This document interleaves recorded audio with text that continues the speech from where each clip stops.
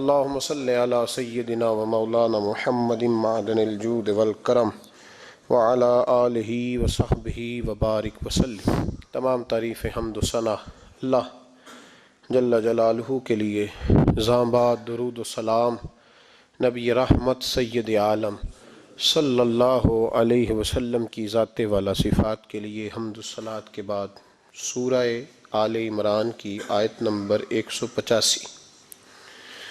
رب کریم نے فرمایا وَمَا الْحَيَاةُ الدُّنْيَا إِلَّا مَتَاعُ الْغُرُورِ، فرمایا یہ جو دنیا کی زندگی ہے یہ ساری دھوکہ ہے،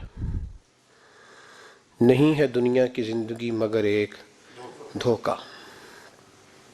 دنیا بنانے والا خود فرما رہا ہے، بنانے والا کہہ رہا ہے دھوکہ ہے۔ دنیا کو اللہ تعالیٰ نے عمل کی جگہ بنایا ہے، دار الاسباب بنایا ہے، نیکی کرنے بھیجا ہے، حقوق العباد ادا کرنے ہمیں بھیجا ہے، یہاں بیٹھ کر اپنی جنت کی تیاری کرنے کے لیے بھیجا ہے، دوزخ کی آگ کو ٹھنڈا کرنے کے لیے بھیجا ہے۔ یہ جو مزاج امت مسلمہ نے اپنایا ہے کہ دنیا جمع کرنا، دولت اکٹھی کرنا، اپنی زندگی کی دوڑ پیسوں سے شروع کرنا اور پیسوں پہ ختم کرنا، اس کو پسند نہیں کیا نہ اللہ نے نہ اللہ کے رسول صلی اللہ علیہ وسلم۔ رزق حلال کمانے کو عبادت کہا، لیکن مقصود رزق حلال نہیں، مقصود اللہ کی ذات ہے، مقصود اللہ کے رسول صلی اللہ علیہ وسلم کی ذات ہے۔ ہمارے ہاں بڑی ترتیب کے ساتھ یہ چیز نسل در نسل منتقل ہو رہی ہے کہ پیسہ کیسے جمع کرنا ہے۔ بچہ بڑا سیٹ ہے جی، کس طرح سیٹ ہے؟ کہتے ہیں ڈھیر سارے پیسے کماتا ہے، امپورٹ ایکسپورٹ کا بزنس ہے، مال بھیجتا بھی ہے، منگاتا بھی ہے، بڑا سیٹ ہے۔ تو بچے سے پوچھا بیٹے تیرا کیا حال ہے، تو سیٹ ہے؟ کہتا بڑی تکلیف میں ہوں، سوتا بھی ہوں تو کانوں میں فون کی گھنٹیاں بجتی رہتی، آزمائش کا شکار ہوں، صبح و شام تکلیفوں میں وقت بیتتا ہے۔ یہ کس طرح کا سیٹ ہے بچہ؟ ہماری منصوبہ بندی ہوتی ہے کہ بچے کو ایسی جگہ لگانا ہے جہاں سے وہ جھاڑو کے ساتھ پیسے اکٹھے کر سکے۔ کیسے وہ سیٹ ہوگا؟ کس طرح کر کے نظام چلے گا؟ رزق حلال کمانے کو حضور صلی اللہ علیہ وسلم نے عبادت کا درجہ دیا ہے۔ نبی پاک صلی اللہ علیہ وسلم نے حقوق العباد ادا کرنے کو بھی اللہ کے قرب کا ذریعہ بنایا ہے، اور میں نے عرض کی کہ یہ تو صرف منزل نہیں ہے، یہ تو راستہ ہے، یہ تو سفر ہے۔ جو لوگ سفر کوئی منزل بنا لیتے ہیں وہ نادان ہوتے ہیں۔ نبی کریم سید عالم صلی اللہ علیہ وسلم کی خدمت میں عرض کیا گیا کہ یا رسول اللہ صلی اللہ علیہ وسلم کچھ لوگ کہتے ہیں ہم شادی نہیں کریں گے، گھر نہیں بسائیں گے، بچے نہیں پیدا کریں گے، ہم صرف عبادت کریں گے، دن کو روزہ رکھیں گے، رات کو نفل پڑھیں گے، کوئی نکاح نہیں کریں گے، کچھ نہیں کریں گے۔ تو نبی پاک صلی اللہ علیہ وسلم نے فرمایا ان سے کہو کہ تمہارے لیے بہترین زندگی وہ ہے جو میں نے تمہارے سامنے گزاری ہے۔ میں آرام بھی کرتا ہوں، نکاح بھی کرتا ہوں، عورتوں کا حق بھی ادا کرتا ہوں، میں اپنے بچوں کی دیکھ بھال بھی کرتا ہوں۔ فرمایا تم پر تمہارے خدا کا اگر حق ہے تو تمہارے نفس کا بھی تم پر حق ہے، تمہاری آنکھ کا بھی حق ہے، وہ آرام کرنا چاہتی ہے۔ یہ ساری ترتیب ہمیں نبی پاک صلی اللہ علیہ وسلم نے دی، لیکن ہمیں فرمایا کہ مقصود تمہارا خدا ہے، مقصود تمہارے رب کی رضا ہے، تمہارے نبی پاک علیہ السلام کی غلامی تمہاری منزل ہے۔ اتنا لمبا چوڑا معاملہ جو فقط دنیا کا ہم نے بنا لیا ہے، اور پھر اس دنیا اصل جو محبت ہے نا، وہ بیس جو ہے وہ دولت کی محبت ہے، رشتے دولت کے، ناطے دولت کے، تعلقات دولت کے، اسلام دعا دولت کی۔ میرے محبوب علیہ الصلوۃ والسلام نے فرمایا حب الدنیا رأسۃ کل خطیئہ، یہ جو دنیا کی محبت ہے نا یہ ہر گناہ کی جڑ ہے۔ جب انسان دنیا کی دولت سے پیار کرنے لگ جاتا ہے پھر وہ قتل بھی کرتا ہے، پھر وہ ظلم بھی کرتا ہے، پھر وہ زیادتی بھی کرتا ہے، پھر وہ حرام بھی کھاتا ہے، پھر وہ یتیم کو بھی لوٹتا ہے، پھر بیوہ کا مال کھانا بھی اسے پریشان نہیں کرتا، پھر کروڑوں روپیہ ہضم کر لیتا ہے، لکڑ پتھر ہر چیز اس کو ہضم ہونے لگتی ہے۔ اصل بات یہ ہے کہ اسے محبت دنیا کی دولت سے ہو گئی ہے۔ ایک بزرگ کے پاس ایک نوجوان آیا، اس نے کہا حضرت جی میرا نماز میں دل نہیں لگتا۔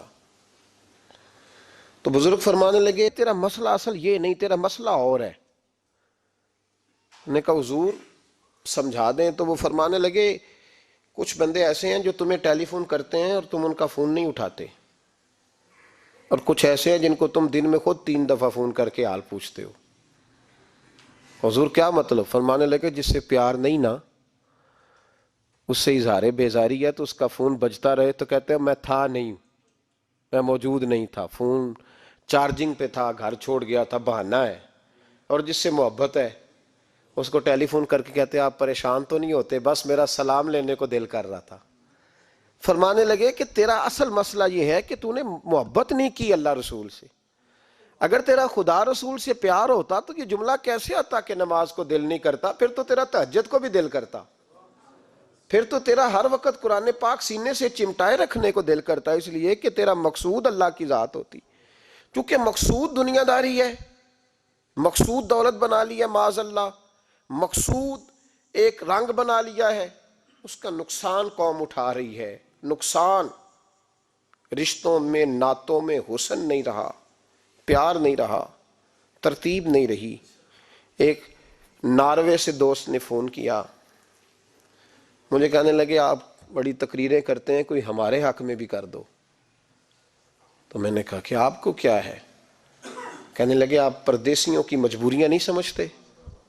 میں نے کہا کیا ہوا؟ کہنے لگے حضرت جی شکوہ ہے کہ ہمارے اپنے ہمیں جب بھی فون کرتے ہیں وہ یہ نہیں پوچھتے کہ شام کا کھانا کھایا ہے کہ نہیں کھایا، وہ کہتے ہیں وہ شادی آ گئی ہے تو جلدی کرو، پیسے بھیج دو، فٹافٹ کرو۔ کہتے ہیں کبھی کسی نے ہم سے ہمارا حال ہی نہیں پوچھا، کبھی کسی نے یہ غور ہی نہیں کیا کہ وہ پردیس میں گیا ہے اور انشاءاللہ پردیسی کوئی بھی نہ تھی وے ککھ جنا تو پارے تاڑی مار اڑانا باہو اسی آپ پہ ہی اڈن ہارے۔ تو تیار بیٹھے ہیں، حال ہی کوئی نہیں پردیس میں۔ یہاں حال یہ ہے کہ جو فون کرتا ہے، ایک بزرگ کہنے لگے کہ 22-23 سال دیے ہیں پردیس کو، تو اپنی ہی بیوی کو فون کیا ہے کہ اب نہیں ہوتا، گھٹنوں میں درد رہتا ہے، کمر کمزور ہو گئی ہے، اب میرا دل کرتا ہے گھر آؤں اور میں اپنے گھر میں بیٹھ کے بچوں کے بیچ بیٹھ کے روٹی کھاؤں، اعصاب کمزور ہو گئے ہیں، دل کی دھڑکن تیز رہتی، پتہ نہیں کب وقت آ جائے۔ تو کہتے ہیں میری بیوی جسے میرے دکھ سکھ کا ساتھی ہونا چاہیے، وہ کہتی ہے چلیں 3-4 سال اور لگا لیں پھر آ جانا۔ وہ بھائی کیا اس شخص کے ساتھ کیا تعلق ہے؟ اس کا بھائی اسے فون کرتا ہے تو کہتا ہے میں پیسے دے دوں گا، جب آؤ نا تو ایک موبائل ضرور لے آنا۔ اس کو لوگ فون کرتے ہیں، رابطہ کرتے ہیں کہ جناب وہ ایک چھوٹی سی چیز، وہ میں پیسے دے دوں گا، تو پیسے دینے ہیں تو یہاں سے کون سی چیز نہیں ملتی؟ صرف فرمائشیں، لوگوں کے ساتھ تعلق صرف جیب کا، رشتہ صرف جو ہے وہ تعلق صرف اس چیز کا کہ وہ آدمی ایک ATM مشین ہے تو فٹافٹ کارڈ ڈالو تاکہ آپ کے حصے کے پیسے نکل آئیں۔ یہ مزاج اس نے نقصان کیا ہے، دراڑیں پڑ گئی ہیں، حالات بگڑ گئے ہیں۔ میرے نبی کریم سید عالم صلی اللہ تعالی علیہ وسلم نے رشتوں کو جو وقار دیا، تو امام غزالی رحمۃ اللہ تعالی علیہ نے لکھا ہے مکاشفۃ القلوب میں، فرماتے ہیں کچھ لوگ قیامت کے قریب آئیں گے جن کے نبی پاک صلی اللہ علیہ وسلم نے نشاندہی کی ہے، ان کے پاس کوئی شخص نہ بیٹھے ورنہ اس کا دل کالا ہو جائے گا۔ کہا حضور وہ کون سے؟ تو فرمانے لگے نبی پاک نے کچھ لوگ بتائے ہیں، ان کے پاس نہیں بیٹھنا۔ کون سے؟ مصطفیٰ کریم نے فرمایا یحبون الدنیا وینسون الآخرہ، جو دنیا کو سے پیار کرنے لگے اور آخرت کو بھول جائیں۔ امام صاحب فرماتے ہیں ان سے دور رہنا، دل کالا ہو جائے گا۔ یحبون المال وینسون الحساب، وہ جو نبی پاک نے فرمایا نا کچھ لوگ آئیں گے جو مال سے تو پیار کریں گے پر اس کے حساب کو بھول جائیں گے، ان سے بچنا۔ فرمایا یحبون القصور وینسون المقبرہ، جو مکانوں سے تو پیار کریں گے پر اپنی قبروں کو بھول جائیں گے۔ اور فرمایا ان لوگوں سے بھی بچ کے رہنا، ان سے بھی پرہیز کرنا کہ جو لوگ یحبون الخلق وینسون الخالق، جو لوگ مخلوق سے تو پیار کریں گے، بندوں سے بڑا پیار کریں گے لیکن اپنے رب کو بھول جائیں گے، ان لوگوں سے بھی بچیں۔ ایسے لوگوں سے نبی پاک صلی اللہ علیہ وسلم نے نشاندہی کی، ان سے بچیں۔ تعلقات میں خلوص ہوتا ہے. جب کوئی آپ کی غربت سے پیار کرتا ہے تو وہ آپ کا اصل دوست ہوتا ہے. جب وہ آپ کی تنہائیوں سے آزمائشوں سے پیار کرتا ہے تو اس کا آپ کے ساتھ رشتہ خالص ہوتا ہے. جو آدمی دولت کو دیکھ کر پیار کرے اور دولت کو دیکھ کر آپ کے ساتھ وابستگی کا اظہار کرے تو اس شخص کا پیار سیدھا سیدھا میرے رسول پاک سید عالم صلی اللہ علیہ وسلم نے ہمیں استغنا کا حکم دیا ہے، بے نیازی کا. یہ دنیا داری میں الجھنا، دنیا کے بن کے جینا، دنیا کے ہو کے رہنا. آپ یقین کریں سارے رشتے، میں نے سعودی عرب میں پیر دیکھے، پیر مریدوں کی لسٹیں لے کے جاتے ہیں. ان کو ٹیلی فون ہوتا ہے، تمہارے پیر صاحب آ گئے ہیں، تم بھی پہنچ جاؤ. ٹھنڈی بوتلیں لے آنا آتی دفعہ. وہاں وزن اٹھایا نہیں جاتا واپسی پہ. ہمارے کئی سنگی ناراض ہو گئے، حضرت آپ آتے ہیں تو آپ بتاتے نہیں. تو میں کہتا ہوں یہاں بھی یہی کام کرنا ہے. ہم تو اپنے گناہوں کی معافی لینے آئے، تو ہم جس کام آئے ہمیں کرنے دو، کیوں الجھاتے ہو؟ وہاں جا کے بھی جہاں خالصتاً انسان کا رجوع اللہ کا وقت ہے، وہاں بھی وہی حالات پیدا ہو گئے. ہر طرف دنیا داری. اور یہ پیروں کی بات کرتا ہوں تو آپ بڑے مسکراتے ہیں. میں نے بڑے بڑے مفت خورے دیکھے ہیں، بڑے بڑے. یہ ہر طبقے میں ہوتے ہیں، ہر طبقے میں. ایک صاحب مجھے ایئرپورٹ پہ ملے، کہنے لگے جی کتنے دن رہا ہوں، ماشاءاللہ ایک دن بھی روٹی جیب سے نہیں کھائی. میں نے کہا بڑے کامیاب ہو کے آ رہے ہیں آپ، یہ تو بات باعث سے فخر ہے. جا کے کسی اخبار میں فوٹو چھپاؤ. کہنے لگے جی بڑے دوست، بڑے سنگی، بڑے کوئی ادھر سے کوئی چیز لے کے آ رہا ہے ادھر سے. تو میں نے کہا یہ کوئی فخر والی بات ہے، کوئی بتانے والی بات ہے؟ اللہ کی بڑا ہے جی. بھائی مفت خوری کا مزاج اور توجہ رکھنا کہ اب اس سے مجھے کیا مل سکتا ہے، اور اگر کوئی نہیں لے کے آیا واپس گیا تو شکوہ کرنا، دیکھو چل کے آ گیا، اس کو خبر ہی نہیں کہ جاتے دفعہ چلو بندہ 6 بوتلیں لے جائے، کیا فرق پڑتا ہے. یہ کمزور ذہن ہے، یہ دنیا داری ہے، یہ نفس پرستی ہے، یہ پیسے کی غلامی ہے. میرے نبی پاک صلی اللہ علیہ وسلم نے فرمایا جو رب کے بندے ہوں گے ان کے قیامت کے دن چہرے چمک رہے ہوں گے. تو یا رسول اللہ صلی اللہ علیہ وسلم اس کے علاوہ بھی کچھ بندے ہیں. فرمایا لعن عبد الدنیا وعبد الدرہم. فرمایا کچھ دنیا کے بندے ہیں، کچھ درہم کے بندے ہیں. ترجمہ یوں کر لو کچھ ڈالروں کے بندے ہیں. یہ حدیث مشکات میں موجود ہے. ڈالر کے، ریال کے، لاکھ کے، کروڑ کے بندے. حضور وہ کون ہے؟ فرمایا لعن عبد الدنیا وعبد الدرہم. جو دنیا کا اور دولت کا بندہ بنے وہ لعنتی ہے، ملعون ہے. یہ خدا کا بندہ رہا ہی نہیں، یہ پیسوں کا بندہ بن گیا ہے، دولت کا بندہ بن گیا ہے. اس کا معیار بدل گیا ہے. حضرت سالم بن عبداللہ بن عمر، حضرت عمر فاروق کے پوتے تھے، کعبے کا طواف کر رہے تھے. طواف مکمل ہوا، 8واں استلام کر کے مقام ابراہیم کے پاس نماز پڑھنے لگے تو خلیفہ وقت کا آ گیا، گورنر. السلام علیکم کے بعد اس نے فوراً بات چھیڑی، کہنے لگا حضور کوئی حکم ہو تو بتائیے گا. تو آپ کہنے لگے تو بڑا ہی بیوقوف ہے یار، تجھے کس نے گورنر بنایا؟ بڑا تو بیوقوف ہے، تجھے تو سلیقہ ہی نہیں بات کرنے کا. حضور کیا ہوا؟ فرمانے لگے خدا کے گھر میں آ کے اور کعبے کے سامنے کھڑے ہو کے میں بندوں سے سوال کروں، یہاں کے بھی بندوں سے مانگوں، تو بڑا ہی بیوقوف ہے. سامنے اس کا گھر ہے، سامنے اس کا گھر ہے بیت اللہ اور حجر اسود اور مقام ابراہیم اور مقام ملتزم، اور یہاں بھی میں بندوں سے مانگوں. کہتا ہے مجھے بھی کبھی کسی نے ڈانٹا نہیں تھا، میرے بھی پیروں تک پسینہ نکل گیا. تو میں مسجد الحرام سے باہر نکل کے، یوں سمجھ لیں کہ جب لوگ باب عبدالعزیز سے یا باب فہد سے باہر آ جاتے ہیں، کہتے ہیں باہر نکل کے نا میں کھڑا ہو گیا. میں نے کہا چلو فارغ ہو کے آتے ہیں تو بات کرتا ہوں. حضرت فارغ ہو کے آئے تو میں نے کہا حضور اب تو بیت اللہ سامنے نہیں، اب بھی کوئی سوال کریں. تو فرمانے لگے اچھا ضروری ہے؟ کہا حضور ضروری ہے. تو فرمانے لگے چل پہلے بتا تجھ سے دین مانگوں کہ دنیا مانگوں، بول. تو کہنے لگا حضور میرے پاس تو دنیا ہی ہے، دین تو آپ کے پاس ہے. جب یہ جواب دیا تو حضرت سالم چلنے لگے اور چلتے چلتے فرمانے لگے جا اپنا کام کر، دنیا تو میں نے اس سے کبھی نہیں مانگی جس نے دنیا بنائی ہے، میں نے اس سے نہیں کبھی مانگی، تو کیا حیثیت رکھتا ہے؟ میں نے تو اس سے بھی جب بھی مانگا ہے یا اس کا قرب مانگا ہے یا اس کے رسول کی غلامی مانگی ہے، تو اس سے نہیں مانگتا جس نے بنائی ہے. تو کیا دے سکتا ہے؟ تیری کیا حیثیت ہے؟ تو بھائی ان لوگوں نے قریب پھٹکنے نہیں دیا، ان کے قریب یہ چیز آئی نہیں. بے نیاز لوگ تھے، توجہ ہی نہیں تھی. حضرت محبوب سبحانی غوث اعظم شیخ عبد القادر جیلانی رضی اللہ تعالیٰ عنہ آپ ایک کاروبار بھی کرتے تھے تو آپ کا کچھ مال آ رہا تھا جہاز کے ذریعے، ایک بندے نے خبر دی کان میں، حضور جہاز ڈوب گیا، فرمانے لگے الحمدللہ الحمدللہ۔ ڈوب گیا جناب، یہاں جہاز ڈوب جائے تو بندہ بھی ڈوب جاتا ہے۔ کہتے ہیں صاحب انتقال کر گئے، 10 لاکھ کا نقصان ہو گیا تھا، مال ڈوب گیا پورا جہاز ہی، فرمایا الحمدللہ، اور تم نے جلدی کی خبر دینے میں سبق پڑھا رہا تھا، کیوں مجھے دخل اندازی دی تم نے میرے کام میں، کیوں دخل اندازی کی؟ سب الحمدللہ۔ تھوڑی دیر کے بعد اس نے پھر کان میں کہا حضور وہ غلط خبر تھی، جہاز بچ گیا، فرمانے لگے الحمدللہ۔ پھر شاگردوں سے کہنے لگے میرا چہرہ دیکھ رہے تھے پہلی خبر کے بعد بھی، اس خبر کے بعد بھی؟ کہا حضور دیکھ رہے تھے۔ فرمایا کوئی تبدیلی تو نہیں آئی؟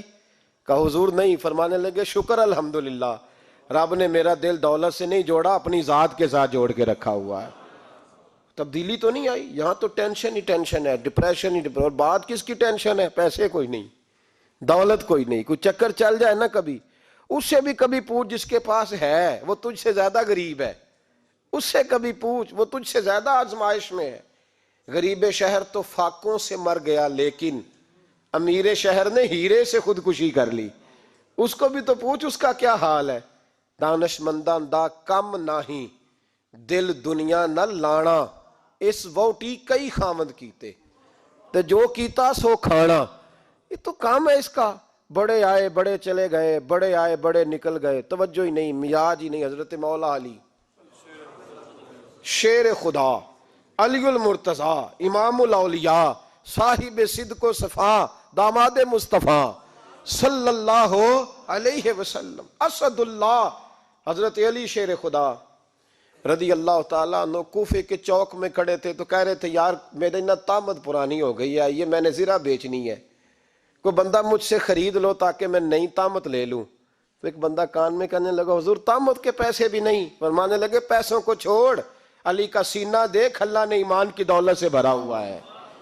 پیسے اہمیت نہیں رکھتے، ان کی وہ اہمیت نہیں جو دنیا نے بنا لی ہے۔ فرمایا ضرورت نہیں تھی، اب ذرا احساس ہوا ہے کہ زیادہ ہی پھٹ گیا ہے، پردہ نہیں صحیح طرح پورا کرتا، تو میں نے کہا چلو زرہ بیچ کے نیا لے لے۔ ضرورت نہیں، مزاج نہیں، طبیعت نہیں، انہوں نے ماحول نہیں بنایا۔ ہمارے تو حد ہو گئی، اتنا بری حالت ہے کہ ناقابل برداشت۔ حضرت عمر فاروق رضی اللہ تعالیٰ عنہ صحابہ نے مسجد نبوی میں بیٹھ کے میٹنگ کی۔ عمر کی تنخواہ بڑی تھوڑی ہے مال غنیمت میں سے، اب تو عمر کے پوتے بھی ہیں، نواسے بھی ہیں، رشتہ داریاں بھی ہیں، تعلق بڑھ گئے ہیں، اور عمر فاروق بوڑھے بھی ہو گئے۔ میٹنگ ہوئی مسجد میں، اس طرح کریں کہ عمر کا کچھ تھوڑا سا نا مشاعرہ، کچھ تنخواہ، کچھ خدمت، کچھ وظیفہ بڑھا دیں۔ بات طے ہو گئی، جب مکمل ہو گئی تو کہنے لگے یہ بتاؤ شیر سے بات کس نے کرنی ہے؟ ادھر جائے گا کون؟ پہلے اس کا نام تو بتاؤ، وہاں جائے گا کون؟ تو انہوں نے کہا یہ تو ہم نے سوچا ہی نہیں، بات تو بڑی تگڑی ہے، عمر سے کون بات کرے گا؟ یہاں جتنا مرضی تگڑا پیر ہو، آپ نذرانہ لے کے جائیں، مسئلہ ہی کوئی نہیں، کبھی کسی کو کہنا پڑا ہے؟ تو کہتے ہیں جناب کون بات کرے گا؟ تو ایک صحابی کہنے لگے کہ حضرت عمر رضی اللہ تعالیٰ عنہ کی جو صاحبزادی ہیں نا، حضرت حفصہ رضی اللہ تعالیٰ عنہ، وہ ام المومنین بھی ہیں، حضور علیہ السلام کی زوجہ ہیں، مومنوں کی ماں ہیں، ان سے کہتے ہیں، اور ان کے والد بھی ہیں۔ تو حضرت حفصہ سے کہا تو جناب حفصہ چل کے گئیں حضرت عمر کے پاس، جا کے کہا ابا جی ایک بات کرنی تھی۔ انہوں نے کہا بیٹے کرو، تو ان کو بھی پتا تھا نا جاہو جلال کا۔ کہنے لگے ابا جی مسجد نبوی میں صحابہ کی میٹنگ ہوئی ہے، ایک ہی محلے میں ایک ہی شہر میں لوگ رہتے ہیں تو ایک دوسروں کی خرچوں کا ضروریات کا پتہ ہے۔ کہتی ہے میں نے پس منظر سارا کر کے بات کی، میں نے کہا سب کو پتہ ہے کہ آپ کے خرچے بڑے بڑھ گئے ہیں، تو مجھے نا انہوں نے حضور کی زوجہ سمجھ کے، قابل احترام سمجھ کے میری ذمہ لگایا ہے کہ تھوڑے سے پیسے آپ کے بڑھانے ہیں۔ تو حضرت عمر فاروق رضی اللہ تعالیٰ عنہ کی صاحبزادی کہتے ہیں عمر کو اتنا جلال آیا کہ اٹھ کے کھڑے ہو گئے، کہنے لگے حفصہ ان لوگوں کے نام بتا، میں انہیں دروں سے ماروں گا، اور اس طرح ماروں گا کہ ان کی کمر پہ نشان پڑے، ان کی کمروں پہ نشان پڑے، اس انداز میں درے ماروں گا کہ مجھے زخم نظر آئے۔ کہا ابا جی اتنا جلال کس بات کا، سادی سی بات ہے۔ تو سیدنا عمر فاروق رو پڑے، کہنے لگے سادی سی بات ہے، میرے لیے مسجد نبی میں بیٹھ کے میٹنگ ہوتی رہی کہ عمر کو دولت دینی ہے. لوگوں نے یہ مجھے سمجھ لیا ہے, مسجد نبی میں بیٹھ کر میرے لیے یہ میٹنگ ہوتی رہی کہ عمر کو پیسے دینے ہیں, اس کو دولت کے ساتھ ہم نے نواز رہے. مسجد نبی میں میرے لیے کس کو یہ جرت ہوئی؟ فرمائے حفصہ کاش کہ تو میرے پاس پیغام لے کے نہ آتی, کوئی اور آتا اور پھر میں اسے دروں سے مارتا. حضرت حفصہ کہتی ہے میں خاموش ہوئی تو میری طرف دیکھ کے فرمانے لگے بتا نا, تو نبی پاک کے گھر میں رہتی تھی, میرے مصطفیٰ کا طریقہ کیا تھا, کرنا بات اس طریقے پہ میرے ساتھ گفتگو کر. تو حضرت حفصہ کہتی میں رو پڑی. میں نے کہا ابا جی غلطی ہو گئی, آئندہ نہیں کروں گی. بھائی معیار بنایا ہوا تھا. آپ یقین کریں ہمارے تعلقات آپ شادی پہ دیکھ لیں, جو غریب رشتہ دار ہے اسے کون بنانے جاتا ہے, لیکن ساری برادری کٹھی اس کے دروازے پہ بیٹھی ہے, جس نے آنا ہے تو کچھ لے کے آنا ہے. ہر چیز دولت میں تلے گی, معیار ہی دولت بن گیا ہے, مقصود ہی دولت بن گیا ہے. اس پیسے نے, اس دنیا داری نے, دنیا دار پجاری زردے کتیاں دے گل ٹلی ہو, اتنا سخت رویہ لوگوں نے اپنا لیا, رشتوں کا تقدس نہیں رہا. ایک مجلس میں نے ایسا رنگ بھی دیکھا, ایک ایسا شخص جسے میں ذاتی طور پہ جانتا ہوں کہ عالم بھی ہے, پرہیزگار بھی ہے, نیک بھی ہے, وہ بھی بیٹھا تھا اور اس کے ساتھ ایک سیٹھ بھی بیٹھا تھا. لیکن جو لوگوں کا عقیدت کا رشتہ اس درویش کے ساتھ ہونا چاہیے تھا وہ سیٹھ کے ساتھ تھا. تو میں غور کر رہا تھا کہ یار قوم کا ذہن کس طرح کا ہو گیا, صرف اس کے ہاتھ میں پیسے, صرف دولت مند ہے. اس آدمی کی درویشی بھی گئی, علم بھی گیا, تقوی بھی گیا, صرف پیسے نہیں ہے اس کے پاس, تو وہ کونے میں لگا ہوا ہے اور اس سے لوگ بچ بچ کے سلام. اور میں کہا کرتا ہوں عقیدت کا پتہ چلتا ہی تب ہے جب اجتماع ہوتا ہے. اکیلے درویش بیٹھے ہیں تو سب جھک کے سلام لیتے ہیں, اور جب وہ 2 MNA کے بیچ, 3 MPA کے بیچ, 5-7 سیٹھوں کے بیچ بیٹھے گا, پھر تیری عقیدت کا پتہ چلے گا. پھر پتہ چلے گا تیرا اللہ کے بندے سے رشتہ کس طرح کا ہے اور دولت کے بندے کے ساتھ رشتہ کس طرح کا. ہمارے رویوں کے اندر یہ فرق ہے کہ ہم اس وقت آدمی کو تولتے ہیں کہ اس کے پاس دولت کس طرح کی ہے. وقت کے امیر تھے حضرت عمر بن عبدالعزیز, توجہ ہے میری بات پر. حضرت عمر بن عبدالعزیز بادشاہ تھے. اب ہم لوگوں نے بھی بچوں کا بہانہ لگایا ہوا ہے نا, بس جی وہ میں چاہتا ہوں بچوں کا کچھ بن جائے, تو بچے بالغ ہو گئے تو کرا نا رجسٹریاں ان کے نام, فارغ ہو جاؤ, آ جاؤ مسجد میں چھوڑو. لیکن پھر بھی کنجیاں دینے کو دل نہیں کرتا, پھر بھی بابا جی کی پیالیوں سے مرنے کے بعد پیسے نکلتے ہیں, پھر بھی ان کے تکیے کے بیچ سے بھی کچھ وہ نوٹ نکل آتے ہیں جو اب چلتے بھی نہیں. گزر گیا زمانہ, جو لگتے ہی نہیں. بزرگ ناراض نہ ہو جائیں, لیکن جو بات کر رہا ہوں بہرحال اس کے پیچھے کچھ پس منظر ہے. یہ بھی بہانہ ہے. بینک بیلنس اپنے نام, زمین جائیداد ساری اپنے نام, اور کمائی کس کے لیے کر رہا ہے؟ بچوں کے لیے. نام کس کا لے رہا ہے؟ بچوں کا. یہ کس طرح کا بچوں بہانہ نہ لگاؤ, صاف کہو کہ اپنے لیے کما رہا ہوں, صاف کہو. کیوں بچوں کا نام لیتے ہو جب ہر چیز کی کنجی تو رکھی ہوئی ہے باندھ کے اپنے ساتھ. حضرت عمر بن عبدالعزیز بادشاہ تھے. آواز دی, گھر میں بیٹھے, بیٹی پانی کا پیالہ تو لاؤ. بیٹی خاموش ہو گئی. ساتھ والا کمرہ بیٹی کا. پھر آواز دی, بیٹے سن رہی ہو؟ کہ ابا جی سن رہی ہوں. پانی کا پیالہ دینا. بیٹی خاموش ہو گئی. تیسری آواز دی تو زوجہ پانی لے کے آ گئی. نے کہا حضور پانی. حضرت عمر بن عبدالعزیز کو غصہ آیا, کہنے لگے بچے کس لیے ہیں, وہ خود کیوں نہیں آئی؟ اب اتنی نافرمان ہو گئی ہے کہ ایک پیالہ پانی کا باپ کو نہیں دے سکتی, کیوں نہیں آئی؟ تو زوجہ کہنے لگی چلیں درگزر کریں. اس نے کہا ابا کو نہیں بتانا, پی لیں. کیوں نہیں بتانا؟ بتاؤ کیوں نہیں آئی؟ میں نے اس کو پکارا تھا, تمہیں پکارتا تو تم آتی, تمہیں بتانا پڑے گا. جب بات ذرا آگے بڑھی تو ماں تھی نا, بات بیٹی کی تھی, تو اماں رو پڑی, آنکھوں میں آنسو آئے. کہا کیوں روئی ہو؟ کہنے لگی بیٹی کا پاجامہ پھٹ گیا, دوسرا ہے نہیں, اور آپ لے کے بھی نہیں دیتے.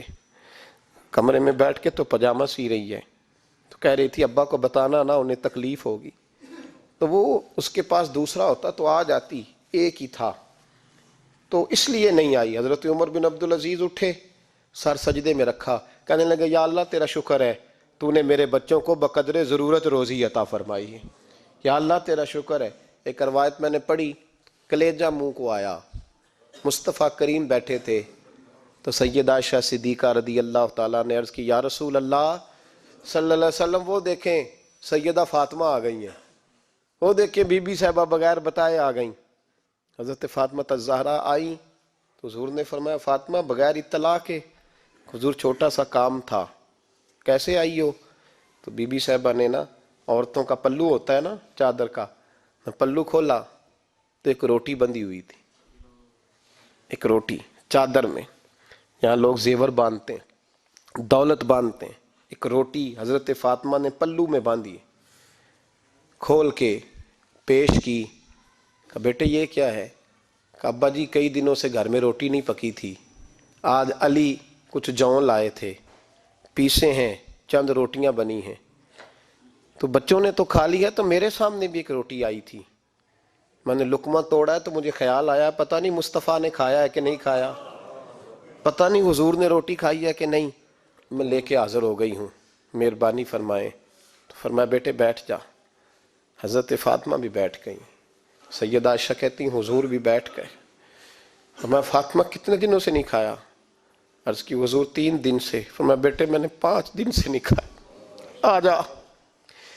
دونوں باپ بیٹی مل کے کھاتے ہیں، روٹی 2 حصوں میں حضور نے بانٹی، فرمایا چل آدھی تو کھا آدھی میں کھاتا ہوں۔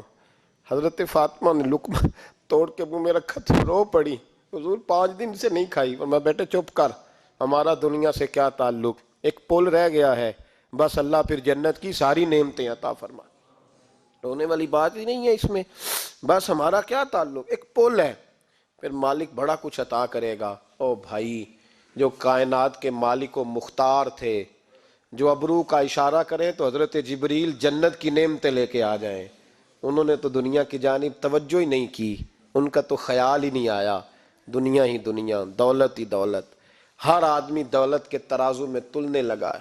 اب تو کلیجہ پھٹتا ہے، اب تو لوگ پوچھتے ہیں، اور میں کبھی کبھی بڑا مجبور ہوتا ہوں، آزمائش میں آ جاتا ہوں، لوگ کہتے ہیں جناب آپ سے کچھ قرآن کی آیات سننی ہے، آپ کتنے پیسے لیں گے؟ کچھ حدیثیں سننی ہیں، کیا اس کا معاوضہ ہوگا؟ آپ سے اس نبی کا نام سننا ہے جس کا آپ کھاتے ہیں، جس کے نام پر آپ نے عزتیں لی ہیں، ان کا نام سننا ہے، آپ کا ریٹ کتنا ہے، آپ کتنے میں بیچیں گے؟ وہ نعت جو غذا ہے وہ کتنے میں بکے گی؟ جب دنیا داری کا یہ حشر ہو جائے کہ وہ رسول اگر ان کا نام نہ رہے تو ہماری سانسیں ہی نہ چلیں، ان کا نام بھی جب اس طرح کمرشل کر کے لیا جائے اور اس طرح وہ چیزیں بھی ریٹ میں آ جائیں تو بھائی اس سے بڑی اور دنیا داری کیا ہوگی؟ میرے رسول کریم سید عالم نور مجسم صلی اللہ علیہ وسلم نے اس دنیا کو محبوب نہیں رکھا، قاری نہیں بنایا، ماحول ہی نہیں بنایا۔ حضرت عیسیٰ علیہ السلام کی 450 سال عمر، کتنی؟ 4.5 نہیں، میں نے کہا 450 سال حضرت عیسیٰ نے شادی نہیں کی، گھر ہی نہیں بنایا، ایک پیالہ ہوتا تھا پانی پینے کا، ایک تکیہ ہوتا تھا۔ ایک دن ایک بندے کو دیکھا کہ وہ بازو کا تکیہ بنا کے سو رہا ہے تو حضرت عیسیٰ نے وہ تکیہ بھی خیرات کر دیا، کہنے لگے اس کے بغیر بھی کام چل جائے گا۔ ایک پیالہ تھا پانی پینے کا، ایک دن دیکھا ایک آدمی چلو میں پانی پی رہا تو وہ پیالہ بھی اللہ کے راستے میں دے دیا، کہنے لگے اس کے بغیر بھی کام چلتا ہے۔